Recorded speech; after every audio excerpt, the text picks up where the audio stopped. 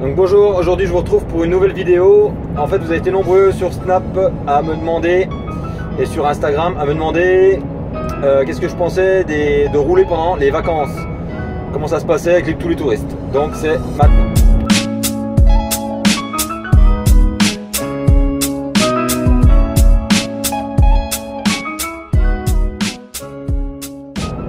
Donc oui, par rapport sur Snap et Insta, vous avez été nombreux, même dans les commentaires de la dernière vidéo, à me demander comment ça se passait avec les touristes pendant les vacances, les points, si c'était bien de rouler pendant l'été ou pas bien.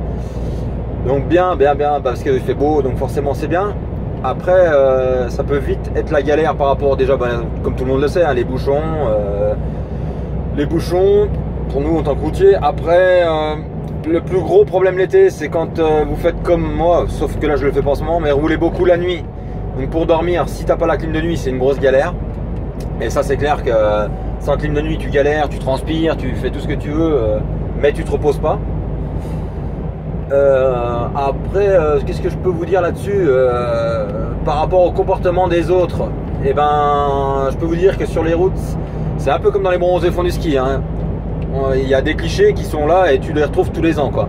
Donc le mec qui passe au télépéage alors qu'il n'a pas de télépéage, le mec qui veut arriver au péage et qui veut payer et sa carte bleue, ben, elle est dans le coffre. Ça on le voit, mais on le voit tout le temps, quoi. Qu'est-ce qu'il y a d'autre? Tout ce qui est les voitures garées sur les places PL. Donc moi j'y fais grave la chasse, hein. Franchement, si vous êtes en voiture et puis vous êtes coincé par un camion, il y a grande chance que ça soit moi. Parce que ça me fatigue, quoi. Il y a de la place sur les parkings VL et les voitures ils se garent en vrac sur les parkings PL. Ils prennent tout le parking pour eux. Voilà. Donc certains vont encore dire que je suis tout le temps en train de gueuler, que si ça me va pas j'ai qu'à changer de métier. Mais en fait c'est le but des vidéos, c'est d'expliquer le vrai métier, quoi. Voilà, petite parenthèse faite. Après il y a des trucs marrants comme quand tu descends dans le sud. Quand tu descends dans le sud, il y a un truc qui me fait toujours délirer, c'est t'arrives à Montélimar, tu t'arrêtes, tu bois le café. Tu vois les gens, ils ont tous la patate, ils rigolent tous. Par contre, quand tu reviens, tu t'arrêtes à Montélimar, mais dans le sens sud-nord, et là, ben, tous les gens ils sont bronzés, mais ils font la gueule parce qu'ils rentrent de chez eux. Les vacances, c'est terminé. Qu'est-ce que je peux vous dire d'autre? L'été, la galère. La galère déjà avec les caravanes et les camping-cars. Alors attention, j'ai rien contre les caravanes ni les camping-cars. Mes parents sont camping-caristes. Pour ceux qui ne le savent pas, donc ils partent mais c'est réellement des camping-caristes, ils partent 6 mois de l'année, 6-8 mois de l'année même. Le problème des camping-cars et des caravanes, c'est le gabarit. Les gens ils prennent ça comme ils prennent une Twingo, et c'est souvent en fait tu as des voitures, des camping-cars ils roulent à gauche et qu'ils n'arrivent pas à se fier au gabarit, quoi. Donc c'est un peu compliqué. Et c'est pareil, un camping-car qui avance pas, qui se promène, je suis bien d'accord, les gens ils se promènent, mais quand ils arrivent à un rond-point, faites un tour de rond-point, laissez passer des camions et les gens qui travaillent, parce qu'il n'y a pas que les camions qui travaillent sur la route, hein.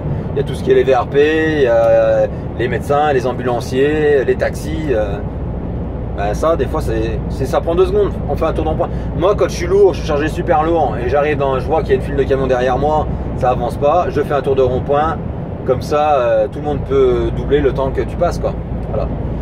Mais j'ai rien contre les camping-cars, mais il y a un truc que je comprends pas trop sur les camping-cars, c'est qu'ils ont, personne ne le sait, à part les gens bien concernés, c'est qu'ils ont augmenté le poids. Alors je dirais peut-être des conneries, je ne sais plus exactement, mais ils ont fait une nouvelle catégorie pour les camping-cars jusqu'à 4,5 tonnes maintenant. Et ouais, c'est passé à l'as. Donc le mec il passe de sa Twingo à un camping-car entre guillemets poids lourd. Sans rien, sans visite médicale. Si visite médicale, tu es obligé de la faire pour faire tamponner ton permis, je crois. Mais bon, il n'y a pas d'épreuve ni de conduite, ni de rien. Donc tu passes d'une Twingo à un camping-car qui fait 10 ou 11 mètres de long. Si je dis pas de conneries, et je pense qu'il y en a qui vont me reprendre, Fab. Avec un permis VL. C'est comme la caravane, je comprends pas. Tu as une caravane, tu as un permis VL, tu peux rouler une caravane. Moi j'ai beaucoup de mal avec ça, caravane. Exemple con, moi j'ai un porte-voiture. J'ai un porte-voiture pour les voitures de compétition. Tu roules le porte-voiture, tu es obligé d'avoir une carte grise. Donc tu es obligé, vu que c'est un plus d'une tonne 3, tu es obligé d'avoir le permis E. Et le mec il a la même truc. Je regardais, il y en a un qui est en groupé. Le mec il roule une caravane, et là lui il prend sa caravane, il l'attelle, il se barre, il fait pas les pressions. Combien de caravanes il y a des pneus d'exploser sur l'autoroute? Et c'est le problème, c'est que l'été il y a un peu, c'est un peu. Pourtant les gendarmes font la chasse, mais je trouve pas encore assez quoi. Et quoi vous dire d'autre? Donc les péages j'ai fait le tour, télépéage c'est dit, parking PL je l'ai dit, remorque caravane c'est clair, après j'ai dit que les gens font la gueule, je sais plus.